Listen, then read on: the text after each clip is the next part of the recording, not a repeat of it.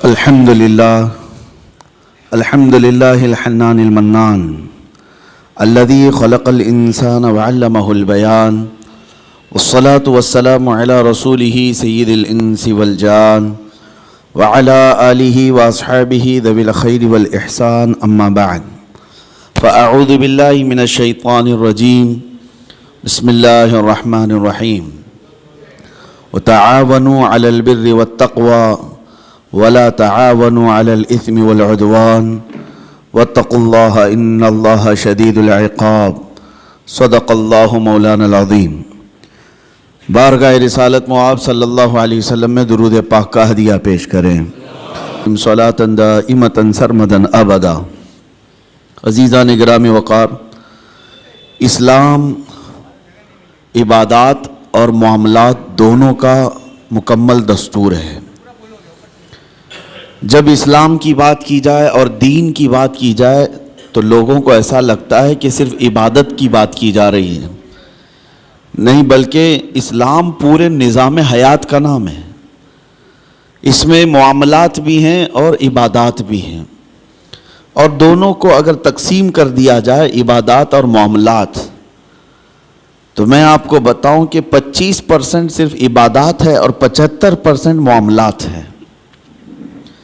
عبادات جیسے نمازیں ہو گئی، یہ عبادات کے حصے میں آ گئے، روزے، حج، زکوٰۃ، یہ سب عبادات کے معاملات میں ہیں۔ لیکن معاملات میں جو ہے بہت لمبی فہرست ہے۔ تمہارے گھر کے اندر تمہارے بچوں کے حقوق، بیوی کے حقوق، ماں کے حقوق، باپ کے حقوق، پڑوسیوں کے حقوق، پھر لین دین کے معاملات، تجارت کے معاملات، قرض کے معاملات، پھر عدالت کے معاملات، فیصلوں کے معاملات، زندگی کے بہت سارے معاملات، یہ سب معاملات میں ہیں۔ اور اسی لیے فرمایا گیا کہ جو بندہ معاملات میں اچھا ہے وہی اصل دیندار ہے۔ بہت سارے لوگ کیا سمجھتے ہیں کہ یہ نمازی ہے، ہمیشہ مسجد کا پابند رہتا ہے تو اسے دیندار ہی سمجھتے ہیں۔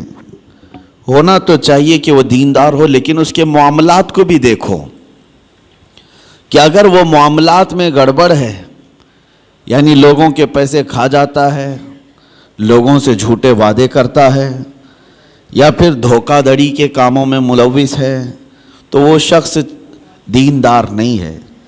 عبادات میں تو وہ پکا نظر آتا ہے، لیکن معاملات میں کچا ہے تو اسے دیندار نہیں کہا جاتا۔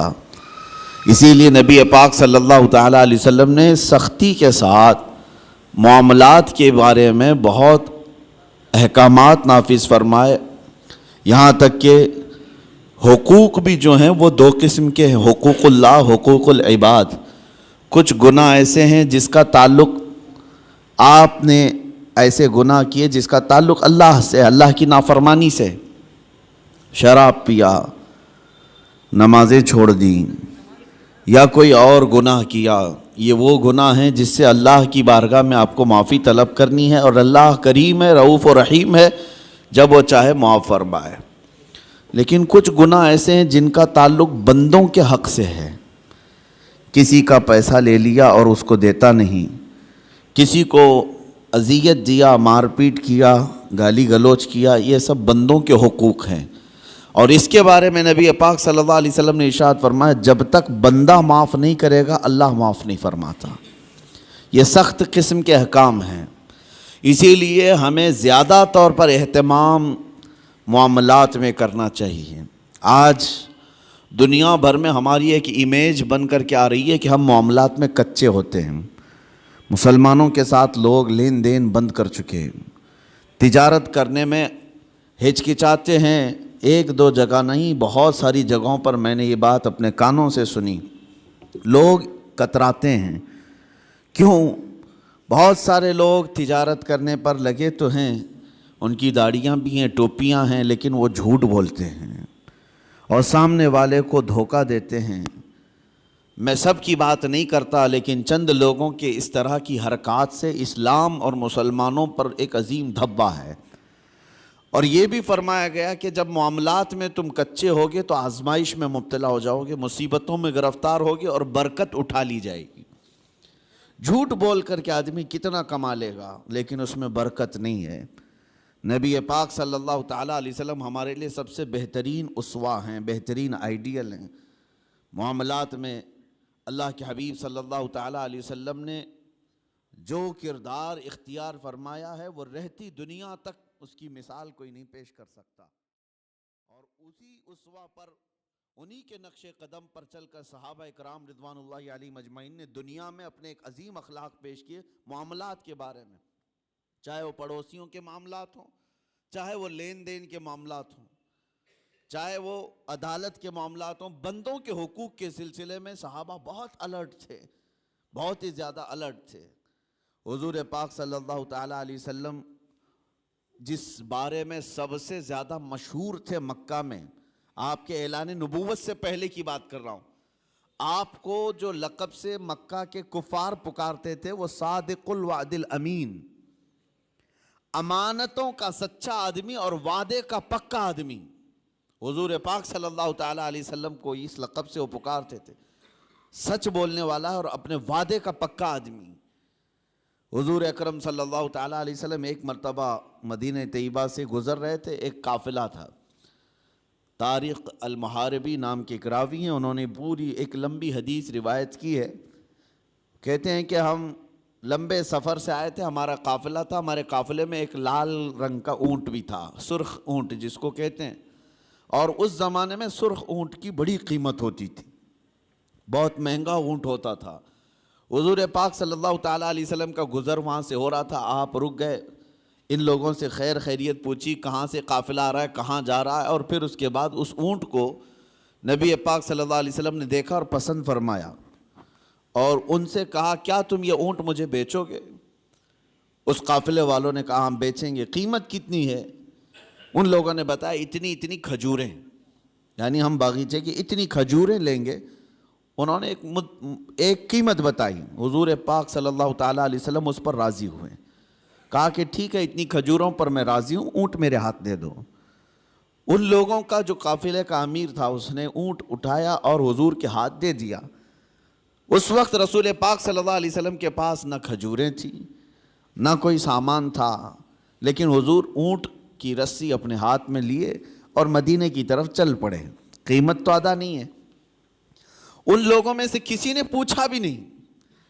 حضور صلی اللہ تعالیٰ علیہ وسلم اونٹ کی رسی پکڑ کر مدینے کی طرف چل پڑے، جبکہ یہ سرخ اونٹ بڑا قیمتی ہوتا تھا، انہیں احساس بھی نہیں تھا، اندازہ بھی نہیں تھا قیمت لینے کا۔ جب حضور آنکھوں سے اوجھل ہو گئے تو قافلے میں بات چیت شروع ہو گئی، کیا قیمت مل گئی؟ تو انہوں نے کہا نہیں، قیمت تو انہوں نے دیا نہیں ہے، طے تو ہوئی ہے اتنے کھجوروں کی قیمت ہے اس اونٹ کے بدلے، لیکن انہوں نے دیا تو نہیں۔ سب ایک دوسرے کو کوسنے لگ گئے کہ ایک انجان آدمی کے ہاتھ میں اونٹ کیسے دے دیا، ہم انہیں جانتے نہیں، پہچانتے نہیں، ان کے ہاتھ میں ایک سرخ اونٹ کیسے دے دیا؟ وہ تو آنکھوں سے اوجھل ہو گئے، اب انہیں ڈھونڈے گا کون؟ یہ باتیں بڑھتی گئی، امیر قافلہ کو لوگ کوستے رہے کہ تو نے ایک بڑا نقصان کیا ہے۔ قافلے میں ایک خاتون تھی، ایک عورت تھی، اس عورت نے ہنگامے کو ٹھنڈا کیا اور کہا قریب آ کر لوگوں جھگڑو مت، اس لیے کہ میں نے اس چہرے کو دیکھا، وہ جھوٹا چہرہ نہیں ہو سکتا، ان کی باتوں کو میں نے سنا ہے، وہ شہد سے زیادہ میٹھی ہیں، ان کے بیٹھنے اور اٹھنے کے انداز کو میں نے دیکھا ہے، وہ دنیا کا کوئی عظیم آدمی ہے، انتظار کیوں نہیں کرتے؟ یہاں تک کہ شام ہو گئی اور رات ہو گئی۔ رات کو قافلہ جہاں پڑاؤ کیا تھا سب اپنے اپنے خیموں میں موجود تھے۔ نبی پاک صلی اللہ تعالیٰ علیہ وسلم کے ایک صحابی یا دو صحابہ اپنے ہاتھوں میں کھانے کی بڑی بڑی طبق لے کر کے آئے اور اس قافلے والوں سے کہا فلاں بن فلاں کہاں ہے؟ لوگ باہر آئے، پوچھا کہ کون ہے؟ آئے ہوئے صحابہ نے کہا ہم محمد الرسول اللہ صلی اللہ علیہ وسلم کے غلام ہیں، ہم ان کی طرف سے آئے ہیں، دن میں ہمارے آقا نے آپ سے اونٹ خریدا تھا، اس کی قیمت کھجوریں پوری جتنی طے ہوئی تھی وہ ہم لے کر کے آئے ہیں مدینے سے۔ وہ کھجوریں پوری لا کر کے دیا اور کہا رسول پاک صلی اللہ تعالیٰ علیہ وسلم نے ساتھ میں ہمیں تمہارے پورے قافلے کے رات کے کھانے کا بھی انتظام فرمایا. قافلے والوں نے کھانا بھی لیا اور کھجوریں جو قیمت میں تھی وہ بھی لیا. یہ عرب میں اس طرح کا پہلا واقعہ تھا، ورنہ جو نظروں سے اوجھل ہو گیا وہ ہمیشہ کے لیے ختم ہو گیا. حضور پاک صلی اللہ تعالیٰ علیہ وسلم نے ان کے دلوں میں ایسے اخلاق بٹھائے کہ وہ مدینے میں ڈھونڈتے پھرتے تھے کہ وہ محمد ہیں کہاں، رسول پاک صلی اللہ تعالیٰ علیہ وسلم ہیں کہاں. پھر وہ دائرہ اسلام میں بھی آئے کئی لوگ. یہی وہ لین دین کے معاملات تھے جس میں میرے آقا صلی اللہ تعالیٰ علیہ وسلم تجارت کو پوری دنیا کے سامنے بتا کر ایسے اصول بتائے. سود سے پاک کیا جو قافلے کی ایک بڑی لعنت تھی، بلکہ معاشرے کی ایک بڑی لعنت تھی. حضور پاک صلی اللہ علیہ وسلم نے فرمایا سود کو میں نے اپنے پیروں سے روند دیا، ختم فرما دیا. سود میں ہوتا کیا ہے آپ کو پتہ ہے؟ جس کو آپ بیاج کہیں، بڈی کہیں یا جو بھی نام دے دیں، لیکن بڑھا کر کے لینا، کسی کو قرض دینا اور اس سے بدلے میں بڑھا کر کے لینا. 100 روپیہ قرض دیا، 110 روپے لیا، 120 روپے لیا، بلکہ 101 روپے بھی لیا، تو یہ سود ہو گیا. جس کو قرض دیا اور بدلے میں بڑھا کر کے لیا، صرف پیسے میں نہیں، کسی بھی چیز میں وہ بڑھا کر کے لینا، یہ سود کہلاتا ہے. اور یہ اسلام میں بہت عظیم گناہ اس کو بیان کیا گیا. کیوں؟ وجہ کیا ہے؟ اس میں بندوں کا حق مارا جاتا ہے. ایک بندہ قرض میں ڈوبتا چلا جاتا ہے اور دوسرا امیر ہوتا چلا جاتا ہے. یہ نظام آج دنیا کے یہودیوں نے قائم رکھا ہے. پوری دنیا کو کریڈٹ پر چلاتے ہیں. زبردستی تمہیں کریڈٹ کارڈ پکڑائیں گے. کیوں؟ سود بھرتے رہو.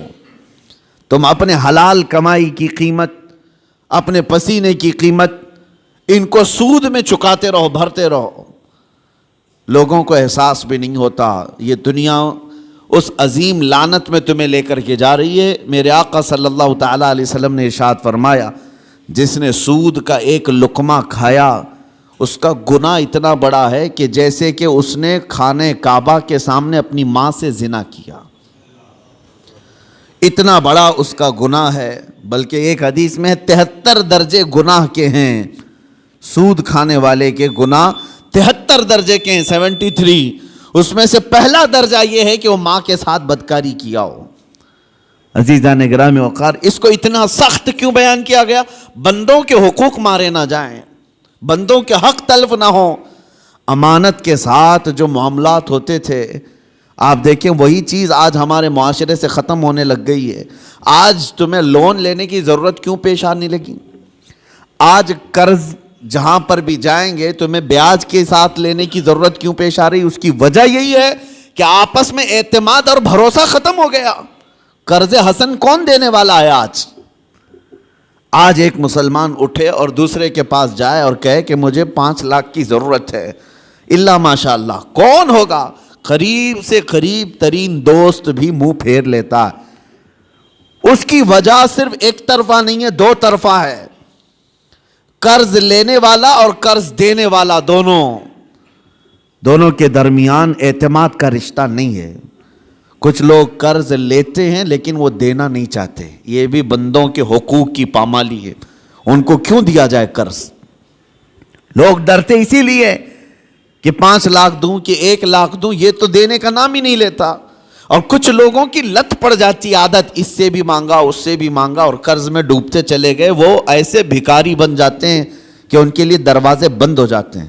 حدیث پاک سنو، رسول کریم صلی اللہ علیہ وسلم ارشاد فرماتے ہیں جس نے قرض لیتے وقت یہ سوچا کہ دیکھا جائے گا ادا کرنے کی اس کی نیت نہیں تھی، حضور صلی اللہ تعالیٰ علیہ وسلم فرماتے ہیں اس پر اللہ تعالیٰ زمین کو اور تنگ کر دیتا ہے، اس کے لیے دروازے تنگ ہو جاتے ہیں.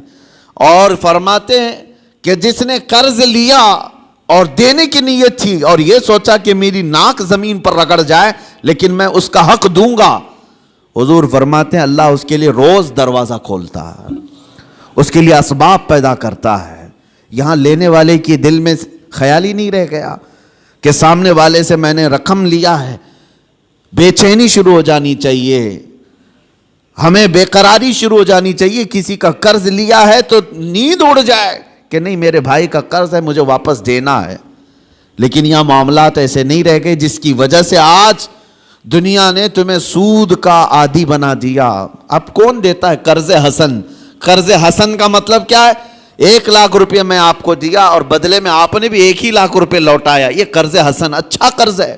پہلے یہ ہوا کرتا تھا آپس میں مومنوں کے درمیان قرض. لیکن جب لوگوں کے معاملات خراب ہو گئے تو کون دینا چاہتا ہے اور لینے والا بھی آج کل لوٹانا نہیں چاہتا. تو یہ معاملات ختم ہونے لگ گئے. اور اس کی وجہ کیا بنی؟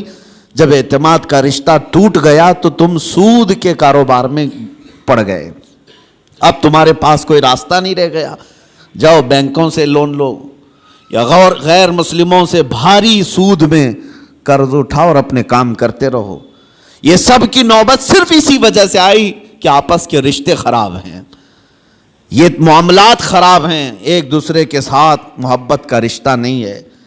عزیزان گرامی وقار, یہ کام صرف ہم نے اپنے ہاتھوں تباہ کیا ہے, اپنے ہاتھوں برباد کیا ہے. آپ کو اندازہ ہو, ایک صحابی حضور صلی اللہ تعالیٰ علیہ وسلم کے پیچھے نماز پڑھتے تھے اور صبح فجر کی نماز میں بہت جلدی بھاگ کر چلے جاتے تھے, سلام پھیرتے ہی نکل جاتے. ایک دن ان کو صحابہ اکرام نے روک لیا کہ آپ حضور کے پیچھے نماز پڑھتے ہیں اور رکتے نہیں ہیں. اللہ کے رسول صلی اللہ تعالیٰ علیہ وسلم سے ان کی شکایت بھی کی. حضور صلی اللہ علیہ وسلم نے ان سے پوچھا کیا بات ہے فجر کی نماز میں اتنی جلدی بھاگ جاتے ہو؟ اس صحابی نے جواب میں کیا عرض کیا, کہا یا رسول اللہ صلی اللہ علیہ وسلم, میرا گھر اور ایک یہودی کا گھر دونوں متصل ہے, لگے ہوئے ہیں, اور اس یہودی کے گھر کے آنگن میں ایک کھجور کا درخت ہے جس کی شاخیں میرے گھر کے آنگن میں بھی آتی ہیں, اور صبح صبح پکی کھجوریں میرے آنگن میں گر جاتی ہیں. میں اس لیے بھاگ کر جاتا ہوں کہیں میرے بچے جلدی اٹھ کر کے وہ کوئی کھجور کھا نہ لیں. میں وہ کھجوریں جمع کرتا ہوں اور اپنے پڑوسی کو اس کی امانت لوٹا دیتا ہوں. روز میرا یہ کام ہے. مجھے ڈر لگا رہتا ہے کہ کہیں میرے بچے وہ ناجائز کھجوریں نہ کھا لیں, پڑوسی کی کھجوریں جو ہمارے آنگن میں گری ہیں. یہ صحابہ کے اخلاق تھے. وہ یہودی تھا پڑوسی, اس کی ایک کھجور کھانا بھی انہیں گوارا نہیں تھا.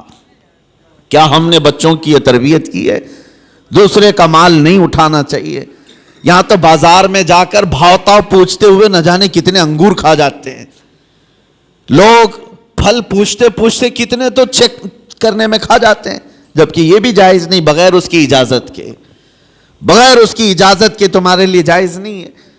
اس صحابی کی یہ بات سن کر نبی پاک صلی اللہ تعالیٰ علیہ وسلم نے ارشاد فرمایا, کوئی ہے ہم میں سے, میرے صحابہ میں سے, جو اس یہودی کا درخت خرید کر کے میرے اس صحابی کو دے دے تاکہ یہ سکون سے نماز پڑھ سکے. سوچو میرے عزیز ہو, اس وقت رسول پاک صلی اللہ تعالیٰ علیہ وسلم نے جب یہ ارشاد فرمایا تو صحابہ نے کہا کہ یا رسول اللہ, ہم اس یہودی کو بلاتے ہیں, کیا وہ بیچنے کو راضی ہے؟ اس پڑوسی کو بلائے جس کی کھجوریں یہ روز امانت کے ساتھ جمع کر کے اس کو دیتے تھے. وہ آیا, حضور صلی اللہ علیہ وسلم نے پہلے اس سے کہا کہ تو اپنا درخت میرے اس صحابی کو دے دے. کہا کہ ایسے تو نہیں دے سکتا. کہا بدلے میں تو جنت کی کھجوروں کے درخت لے لے. اس نے کہا مجھے اس چیز پر یقین نہیں ہے, اگر بیچنا ہے تو میں قیمت میں بیچوں گا. جب حضور نے یہ جنت کی بات کی تو صحابہ جو بیٹھے تھے اس میں سے ایک صحابی حضرت ابو دحدہ وہ کھڑے ہوئے, کہا یا رسول اللہ صلی اللہ علیہ وسلم, اس ایک درخت کے بارے میں آپ نے فرمایا ہے کہ جنت کے درخت ملیں گے, کیا یہ میں اگر خرید لوں تو مجھے بھی ملیں گے؟ میں اگر خرید کر کے اس صحابی کو دے دوں؟ حضور صلی اللہ تعالیٰ علیہ وسلم نے ابو دحدہ سے کہا اگر تم خرید کر کے دیتے ہو تو اللہ تجھے بھی بہترین باغیچہ عطا کرے گا. وہ حضرت ابو دحدہ اس یہودی کا ہاتھ پکڑ کر کے باہر لاتے ہیں, چلو ہم ڈیل کرتے ہیں, ایک درخت میرے بھائی کو تجھے دینا ہے, بدلے میں بتا کیا لینا چاہتا ہے, کیا لینا چاہتا ہے. وہ مانتا نہیں تھا. حضرت ابو دحدہ کون صحابی ہیں میں آپ کو بتا دوں, اوالی مدینہ, مدینہ کا ایک علاقہ جہاں آج بھی اوالی اس کو کہتے ہیں, مسجد قباء کے قریب, وہاں کے کھجوریں دنیا کی سب سے بہترین کھجوریں مانی جاتی. اوالی مدینہ دنیا کی سب سے بہترین کھجوریں, مدینے میں بھی اوالی مدینہ کی کھجوریں سب سے اعلیٰ. اور اوالی مدینہ میں سب سے حسین و جمیل کسی کا باغیچہ تھا تو حضرت ابو دحدہ کا تھا. بہترین گھر بھی تھا اس باغیچے کے اندر اور بہترین خوبصورت باغیچہ جس میں نہر بھی تھی. حضرت ابو دحدہ نے کہا کہ اس یہودی سے تو مجھے جانتا ہے؟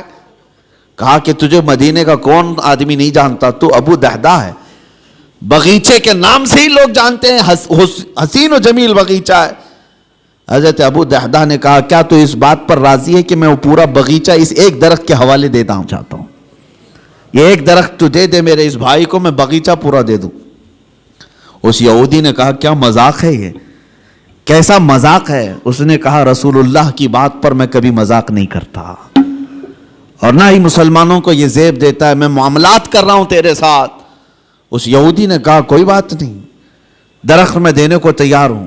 ابو دحدہ نے وہیں پر جو کچھ لکھنا پڑھنا تھا سب کر لیا، بیچ دیا، نہ کوئی قیمت لینی تھی اس سے، کچھ نہیں. ایک درخت جو یہودی کے آنگن میں تھا بس وہی خریدنا تھا، وہ بھی اکھاڑ کر کے نہیں، وہ درخت تو وہیں رہے گا نا، لیکن ملکیت اس مسلمان کی ہوگی، صحابی کی. اس بات پر طے ہوا، باغیچہ بیچ دیا گیا. اب حضرت ابو دحدہ اپنے باغیچے کے باہر آئے، سنیے، باہر آئے اور باہر سے اپنی بیوی کو پکارا، یا ام الدحدہ، اپنی بیوی کو زور سے پکارنے لگے. تو ان کی بیوی اندر باغیچے کے اندر اپنے حسین و جمیل گھر میں تھی. وہاں سے آواز سن کر کے کہتی ہیں کیا بات ہے کہ تم اندر نہیں آتے، باغیچے کے باہر سے مجھے آواز دے رہے ہو؟ ابو دحدہ نے کہا میں نے باغیچہ بیچ دیا، تو بھی باہر آ جا. عورتیں تو عورتیں ہوتی ہیں لیکن وہ کمال کی عورتیں تھیں. وہ باہر نکلی اپنے گھر سے اور کہتی ہیں ابو دحدہ مجھے تمہاری عقل پر پوری زندگی سے زیادہ یقین ہے، یقیناً سودا کیا ہوگا تو بہترین سودا کیا ہوگا، ایسے تو تم اتنا حسین باغیچہ بیچ نہیں سکتے، اگر بیچا ہوگا سودا کیا ہوگا تو بہترین سودا کیا ہوگا. وہ گھر سے اسی وقت نکل آئی. ابو دحدہ گھر باغیچے میں بھی نہیں گئے، گھر میں بھی نہیں گئے. یہودی سے کہا آج سے تیرا ہے یہ باغیچہ. وہ باہر آئی، خاتون پوچھا کتنے میں تم نے یہ باغیچہ بیچا ہے؟ تو حضرت ابو دحدہ نے ہنس کر کے کہا میں نے یہ رسول اللہ کے ہاتھ میں بیچا ہے، جنت کے ایک باغیچے کے حوالے. اللہ تبارک و تعالیٰ کے رسول جسے وعدہ کریں وہ جھوٹا نہیں ہوتا. ام دحدہ نے ہنس کر کے کہا مجھے میری جان سے زیادہ تمہاری عقل پر یقین تھا، یقیناً تم نے جو سودا کیا وہ دنیا کا سب سے عظیم سودا ہے. چلو یہ نہیں ماتم کیا کہ کیسے بیچ دیا، کس کو کس کی باتوں میں آ کر کے کیا کر دیا. وہ خاتون بھی صحابیہ تھیں، رسول پاک صلی اللہ علیہ وسلم پر ایمان رکھتی. تو باہر آئے یہ دونوں لوگ. اب سنیے، وہ یہودی جو ہے رات کو اپنی بیوی کے پاس آتا ہے اور ہنستا ہے. مسلمانوں سے بڑا بیوقوف میں نے کسی کو دیکھا نہیں. انہوں نے میرے آنگن میں موجود ایک درخت کے بدلے مدینے کا ایک حسین و جمیل باغیچہ میرے ہاتھ میں دے دیا. لیکن یہ بھی تو دیکھو کہ درخت تو وہ ہمارا ہی رہے گا، وہ ہمارے آنگن میں ہے، درخت کو کون اکھاڑے گا، کون نکالے گا. وہ اپنی بیوی سے رات بھر ہنسی مذاق کرتا رہا کہ مسلمانوں کو میں نے بیوقوف بنا دیا. اور وہ صحابی جو صبح نماز سے فوراً بھاگ کر اپنے گھر آتے تھے کھجوریں چننے کے لیے، آج وہ مسجد نبوی میں حضور کے پیچھے نماز پڑھ رہے ہیں، سکون و اطمینان کے ساتھ نماز پڑھتے رہے. اور اس کے بعد نماز ہو گئی تو حضور صلی اللہ تعالیٰ علیہ وسلم نے صحابہ سے کہا کہ چلو اس صحابی کے ساتھ چلتے ہیں وہ درخت دیکھنے کے لیے، اس لیے کہ کسی کا گمان ہے کہ اس نے مسلمانوں کو بیوقوف بنا دیا. حضور پاک صلی اللہ تعالیٰ علیہ وسلم صحابہ کے ساتھ آئے اور اس صحابی کے گھر کے پاس جو یہودی کے آنگن میں درخت تھا، صحابہ فرماتے ہیں جب ہم قریب پہنچ کر کے دیکھے تو وہ درخت خود اکھڑ کر کے اس صحابی کے آنگن میں آ چکا تھا. خود ان کے آنگن میں وہ درخت موجود تھا. عزیزان گرامی وقار، یہ لمبی حدیث ہے، اس میں مجھے جو عرض کرنا تھا وہ یہی تھا کہ اس صحابی کے عمل کو دیکھو کہ وہ ایک مشت کھجوریں بھی اپنے بچوں کو ناجائز طریقے سے نہیں کھانے نہیں دینا چاہتے. ہمارے معاملات جب خراب ہو گیا تو لوگوں کا اعتماد اور بھروسہ بھی نکلنے لگ گیا.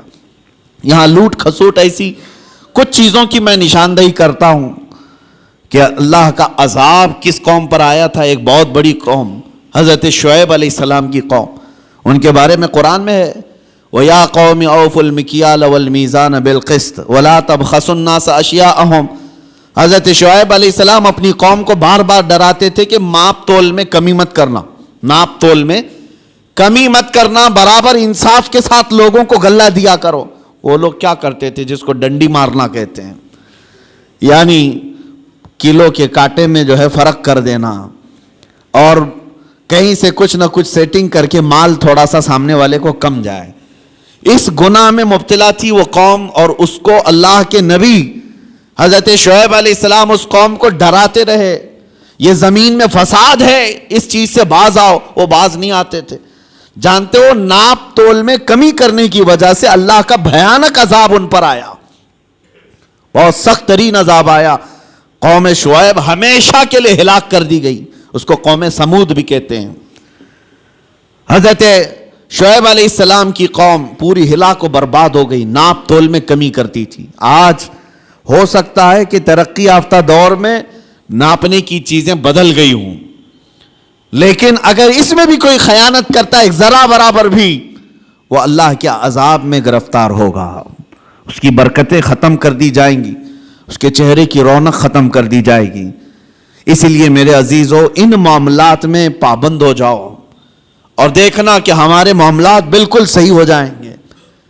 غیر مسلموں کے حالات تو آج ایسے کہ وہ لوگ اس چیز پر سختی کرتے ہیں.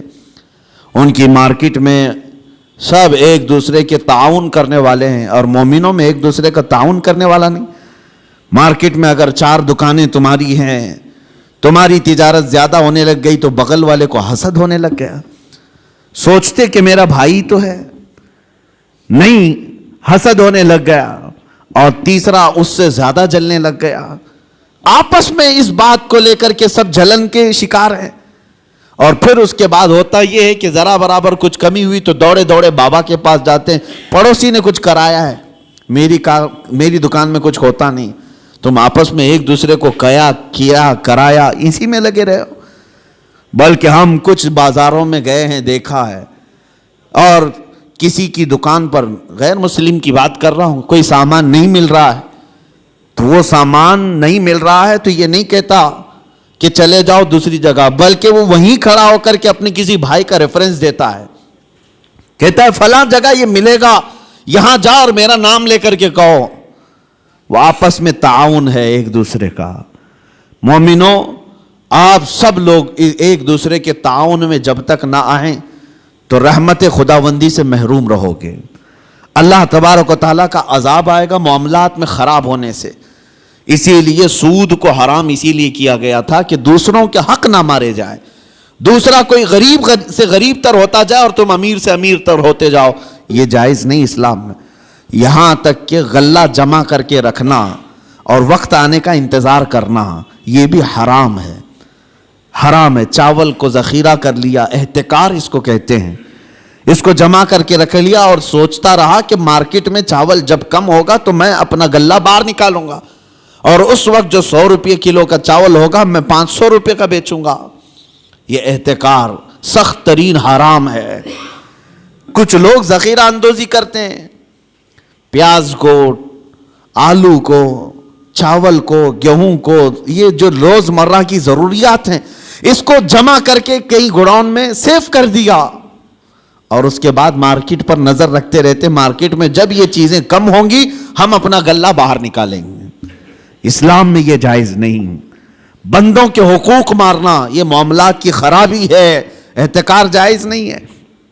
اسی طرح میرے عزیزو, چند باتیں جو ہمارے ساتھ ہو رہی ہیں, جھوٹ بولنا. حضور پاک صلی اللہ تعالیٰ علیہ وسلم کے پاس ایک صحابی آئے, انہوں نے کہا یا رسول اللہ صلی اللہ علیہ وسلم, میں گھر بنانے کا کام کرتا ہوں, جس کو آپ مستری کہتے ہیں, معمار, میرا کیا ہوگا قیامت کے دن؟ حضور صلی اللہ علیہ وسلم نے فرمایا تو ابراہیم علیہ السلام کے ساتھ اٹھایا جائے گا. ایک صحابی آئے, انہوں نے کہا میں کپڑے سلتا ہوں, درزی ہوں, میرا کیا ہوگا؟ نبی پاک صلی اللہ تعالیٰ علیہ وسلم نے فرمایا تو حضرت ادریس علیہ السلام کے ساتھ اٹھایا جائے گا. ایک صحابی آئے, انہوں نے کہا کہ میں لوہے کا کام کرتا ہوں, حضور نے فرمایا تو حضرت داؤد علیہ السلام کے ساتھ اٹھایا جائے گا، جس کا جو پیشہ تھا اور جو نبی کا پیشہ تھا حضور نے ان کے ساتھ اٹھائے جانے کی بشارت دی۔ ایک صحابی نے کہا کہ یا رسول اللہ صلی اللہ علیہ وسلم میں تجارت کرتا ہوں، میرا کیا ہوگا؟ حضور پاک صلی اللہ تعالیٰ علیہ وسلم فرماتے ہیں اگر تو دو چیزوں کی پابندی کرتا ہے، جھوٹی قسم نہیں کھاتا اور جھوٹ نہیں بولتا، تو قیامت کے دن میرے ساتھ اٹھایا جائے گا۔ تجارت میں یہ دو چیزیں لوگ آج یہی زیادہ کرتے ہیں، جھوٹ بولنا اور جھوٹی قسم کھانا، اور سامنے والے کے کم عقل ہونے کو دیکھ کر کے اس کا استعمال کر لینا۔ لوگ اس انتظار میں رہتے ہیں کہ ایسا گاہک آئے، ایسا گراہک آئے جس کو معلومات کم ہو تو اسے جلدی ٹوپی پہنا دیا جائے، جس کو خرید و فروخت کا تجربہ نہ ہو اس کو جیسے تیسے بیچ کر کے ختم کر دیا جائے۔ لوگ تو ایسے گراہک کے انتظار میں رہتے ہیں۔ امام اعظم ابو حنیفہ رضی اللہ تعالیٰ عنہ، ہمارے امام سراج الامہ، یہ خود تاجر تھے۔ ایک بار بیٹھے ہوئے تھے اپنی دکان میں، ایک عورت کپڑا لے کر کے آئی۔ وہ کپڑا اچھے قسم کا کپڑا تھا، اور وہ عورت جو بیچنے آئی تھی اس کی قیمت وہ کم بول رہی تھی۔ امام اعظم کے پاس وہ آئی اور لے کر کے اس نے کہا کہ یہ کپڑا مجھے بیچنا ہے۔ حضرت امام اعظم نے پوچھا کتنے کا بیچ رہی ہو؟ اس نے کہا 10 درہم۔ تو آپ ہنسنے لگے کیونکہ آپ ماہر تھے کپڑوں کی تجارت کے۔ آپ نے کہا یہ کپڑا اتنی قیمت کا نہیں ہے۔ تو اس نے کہا مجھے ضرورت ہے، اتنی پیسے دے دو۔ امام اعظم نے کہا نہیں، میں یہ نہیں کہہ رہا کہ یہ زیادہ ہے، بلکہ تو قیمت کم لگا رہی ہے، کپڑا زیادہ قیمت کا ہے۔ تو اس عورت نے کہا اچھا قیمت کم میں نے لگائی ہے تو میں بڑھا کے بولتی ہوں، آپ بڑھا کر کے دے دیجئے، 50 درہم میں لے لیجئے۔ زیادہ بڑھا دیا۔ امام اعظم نے کہا نہیں ابھی کم بول رہی ہے تو قیمت اس کی، اس کپڑے کی۔ اس نے کہا 100 درہم۔ امام اعظم نے کہا کپڑا اس سے بھی زیادہ کا ہے، یہ کپڑا اس سے بھی زیادہ قیمت کا ہے۔ اس خاتون نے 3 بار قیمت بڑھائی۔ تو امام اعظم ابو حنیفہ نے فرمایا جا تیرے گھر میں کوئی ذمہ دار مرد ہو تو اسے بھی لے کے آ۔ یہ تجارت کے معاملات، یہ نہیں کہ کوئی بھولا بھالا آیا ہے تو اسے ٹوپی پہنا کے بھیج دیا جائے۔ 10 درہم میں خرید لیتے، وہ کپڑا تو 400 درہم کا تھا۔ کہا کہ جا تیرے گھر میں کوئی ذمہ دار مرد ہے تو اسے لے کر کے آ۔ وہ خاتون گئی اپنے مرد کو لائی۔ امام اعظم ابو حنیفہ رحمۃ اللہ تعالی علیہ نے اس کپڑے کو 400 درہم میں خریدا۔ کہا کہ پھر بھی میں نفع میں ہوں۔ فرماتے ہیں کہ میں جو بیچوں گا اس پر مجھے نفع آئے گا، لیکن میں یہ نہیں چاہتا تھا کہ سامنے والے کو اس کپڑے کی قیمت کا اندازہ نہیں تو میں اس کو پوری طرح سے ڈبا دوں۔ یہ رسول پاک صلی اللہ تعالیٰ علیہ وسلم کے اخلاق کریمانہ جو امام اعظم ابو حنیفہ نے بھی اپنی زندگی میں دکھایا ہے۔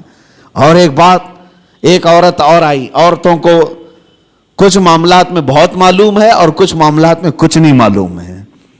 وہ کبھی کبھار مارکیٹ میں صرف اسی لیے جاتی ہیں کہ گراتی رہیں یا اٹھاتی رہیں۔ بہرحال ایک خاتون آئی اور اس نے کہا امام اعظم ابو حنیفہ رحمۃ اللہ تعالیٰ علیہ کے پاس ایک کپڑا تھا ریشم کا، اور اس عورت کے پاس کچھ ہی پیسے تھے۔ اس عورت نے کہا میں ایک غریب عورت ہوں، مجھے آپ ایک کپڑا ایسا بیچو جس میں آپ نفع مت لینا مجھ سے۔ وہ کہا جاتا ہے نا مدل مل جائے۔ یہاں تو سب ہر کوئی یہی دعویٰ کرتا ہے جتنے کا پڑا ہے اتنے کا بیچ رہا ہوں آپ کو، پھر دکان کیوں کھول کے بیٹھا ہے؟ ہر کوئی یہی کہتا ہے کہ مجھے جتنے کا پڑا ہے اتنے میں دے رہا ہوں آپ کو۔ امام اعظم ابو حنیفہ رحمۃ اللہ تعالیٰ علیہ کے پاس عورت آئی، کہا ایک کپڑا مجھے دیجئے، اس پر آپ نفع مجھ سے مت کمائیے، باقی سب سے نفع تو لیتے ہی ہیں۔ تو امام اعظم نے کپڑا اٹھایا اور کہا لے لے اس چیز کو۔ تھان تھی، کہا کتنے؟ کہا 4 درہم۔ اس عورت نے کہا مجھ بڑھیا کا مذاق مت اڑائیے، وہ کپڑا جو ہے قیمتی تھا۔ امام اعظم ابو حنیفہ فرمانے 4 درہم؟ کہا میں سچ بول رہا ہوں، 4 درہم میں لے لے۔ وہ خاتون کہتی ہے ایسا کیسے ہو سکتا ہے اتنے کم قیمت کا؟ امام اعظم ابو حنیفہ رحمۃ اللہ علیہ فرماتے ہیں میں نے اس کے ساتھ ایک اور کپڑا خریدا تھا، یعنی جب میں اس کپڑے کو دکان میں لایا تھا 2 تھان تھے میرے پاس، اور ایک تھان بیچ کر کے میں نے پورا نفع لے لیا۔ اب یہ کپڑا صرف مجھے 4 درہم کا پڑتا ہے، تھا وہ 100 درہم کا۔ لیکن امام اعظم ابو حنیفہ فرماتے میں نے دوسرے والے اس کے ساتھ لائے ہوئے کپڑے میں اپنا نفع اور خرید و فروخت جتنے میں ہوئی تھی سب میں نے وصول کر لیا ایک کپڑے میں.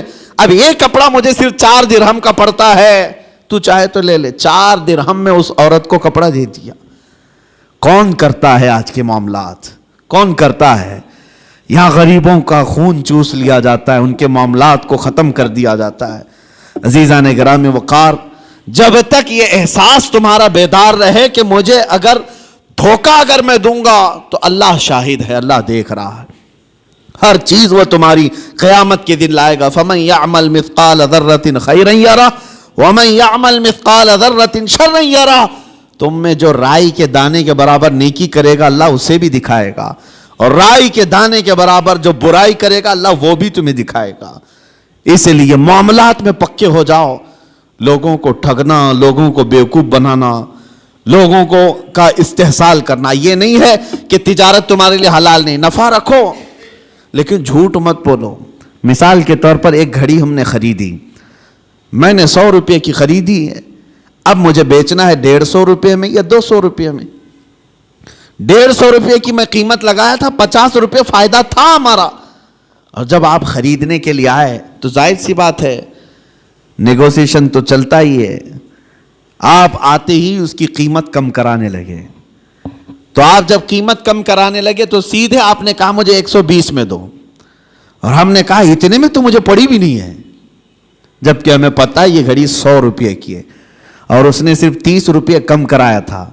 ٹھیک ہے مجھے نہیں دینا تھا 30 روپے کم کر کے, نہ دیتا, لیکن یہ تو نہیں کہتا کہ مجھے پڑی ہی نہیں ہے, بلکہ اس سامنے والے کو اتنا کہہ دیتا کہ نہیں اتنے میں مجھے کوئی دینا نہیں ہے آپ کو, اتنے کم قیمت میں میں آپ کو بیچ نہیں سکتا. یہ چیزیں کہہ سکتے ہو, لیکن یہ کہنا کہ اتنے میں خریدا ہی نہیں, جھوٹ بولا, اور اس جھوٹ بول کر کے اس سامنے والے کو بیچا تو وہ قیمت پوری تمہارے لیے حرام ہی رہی. حرام لقمے اس طرح سے بھی گھر میں آتے ہیں. اگر آپ کو نہیں دینا ہے تو سیدھے صاف یہ کہہ دیتے کہ مجھے اتنے کم میں نہیں بیچنا ہے. سامنے والے کی مرضی ہے, لینا چاہے تو لے, نہ تو جائے. یا اگر آپ تجارت کے اصول جانتے ہیں, اس کو جانے نہیں دینا چاہتے, تو بیچ کی کوئی ریٹ پر آپ طے کر لیں, لیکن جھوٹ بول کر کے نہیں. تمہاری زبان پر کوئی جھوٹ آنے نہ پائے. اور جب اس طرح کی تجارت کرو گے, ہر حلال کھاؤ گے, تمہاری عبادات میں بھی برکت ہوگی, تمہاری دعائیں بھی اللہ کی بارگاہ میں بار اجابت سے ٹکرائیں گی. عزیزان گرامی وقار, پوری دنیا میں آج معاملات کے لیے ہم فکر مند ہیں کہ مسلمانوں کی ایسی چھبی بنائی گئی. ابھی میں ایک باہر ملک میں تھا, وہاں ایک صاحب کہہ رہے تھے کہ ہم جو ہے مال امپورٹ کرتے ہیں فلاں جگہ سے فلاں جگہ سے, لیکن ہم وہاں جا کر دیکھتے ہیں اگر کوئی مسلمان کنٹینر وغیرہ لگا رہا ہے تو ہم ڈر جاتے ہیں کہ واپس وہ ہمارے ملک میں آئے گا تو آدھا کنٹینر ملے گا, نہیں تو فلاں ایسا ہو جائے گا, فلاں ہو جائے گا. وہ ڈر اس بات کا ہے. کہا کیوں اس قدر بگاڑ لیا اپنے معاملات کو. عزیزان گرامی وقار, مسلمانوں کے حالات جب اس طرح سے بگڑے ہیں تب یہ تمام چیزیں آئی ہیں. قوت فکر و عمل پہلے فنا ہوتی ہے جب کسی قوم کی شوکت پہ زوال آتا ہے, جب کسی قوم کی شوکت پہ زوال آتا ہے. آج جو زوال کے اسباب ہیں, تم خود مصطفیٰ کریم صلی اللہ تعالیٰ علیہ وسلم کے ان اچھے اسلوب کو چھوڑ دیے, وہ نقوش پا جو میرے آقا کے پوری دنیا کے لیے آئیڈیل تھے, چھوڑ دیے. آج ایک بات میں بتا دوں, ابو جہل جیسا کٹر دشمن مکہ میں ہے.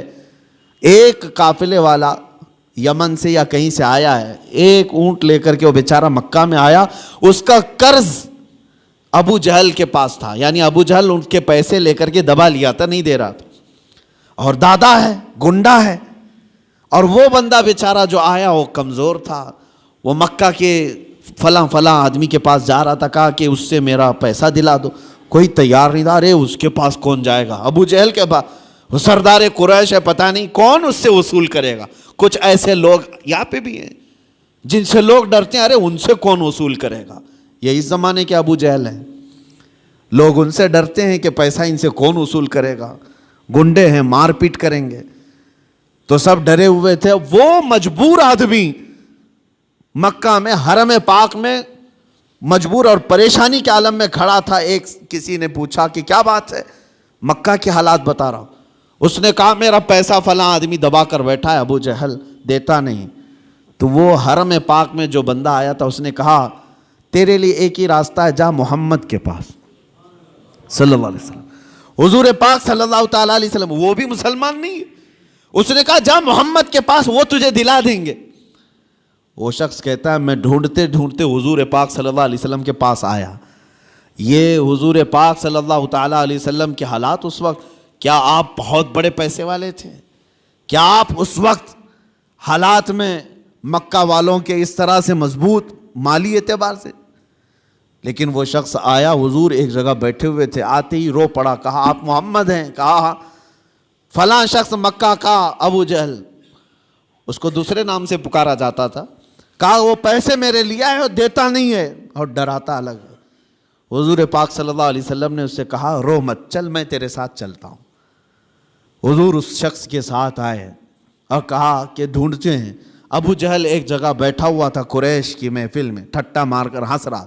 سیدھے اس محفل میں میرے آقا صلی اللہ علیہ وسلم تشریف لائے، کسی کی روح رعایت نہیں، سیدھے سامنے کھڑے ہو کر کہا ابو جہل یہ بندہ مجبور اور پریشان ہے، کیا تیرے پاس اس کا مال ہے؟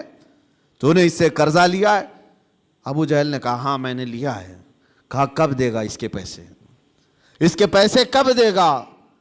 وہ ایسا ذلیل ہوا وہاں پر کہ حضور کے پاک کے 2 جملے تھے، وہ فوراً گیا اور مال لا کر کے اس مجبور آدمی کو لوٹا دیا. نبی پاک صلی اللہ تعالیٰ علیہ وسلم کا وہ جلال جو کٹر دشمن ہے، جانی دشمن ہے، لیکن حضور کے اخلاق و کردار کے سامنے ٹک نہ سکا. حضور معاملات میں اتنے پکے تھے کہ حضور کو کوئی ٹال نہیں سکتا تھا کہ اگر ابو جہل کے لیے حضور صلی اللہ علیہ وسلم نے یہ کہہ دیا کہ تو معاملات میں خراب ہے اور اس کے پیسے نہیں دیتا، تو پورے عرب میں اس کی بدنامی تھی اور وہ اپنی بدنامی نہیں چاہتا تھا. لایا مال دے دیا. یہاں پر سے یہ پتا چلتا ہے خود میرے آقا صلی اللہ تعالیٰ علیہ وسلم نے اپنے معاملات بھی صحیح رکھے اور کسی دوسرے کو ظلم ہوتے ہوئے بھی دیکھنا پسند نہیں فرمایا. یہ ہونے چاہیے ہمارے معاملات کہ ہم کسی کو ٹھگتے ہوئے بھی نہ دیکھیں. اگر کوئی بیوقوف بن رہا ہے تو اس کا ہاتھ پکڑے اٹھائیں، کہا تو نقصان اٹھائے گا، تو نقصان اٹھائے گا. یہ مومنوں کے جب تک ہمارے معاملات صحیح نہ ہوں گے آپ کس رحمت کے انتظار میں ہیں؟ اللہ کریم ہم سب کو ہمارے عبادات میں اور ہمارے معاملات میں پختگی عطا فرمائے. مولا کریم ہمیں سچی امانت داری اور دیانت داری عطا فرمائے. حضور پاک کے نقش قدم پر چلنے کی توفیق عطا فرمائے. وآخر دعوانا ان الحمدللہ رب العالمین.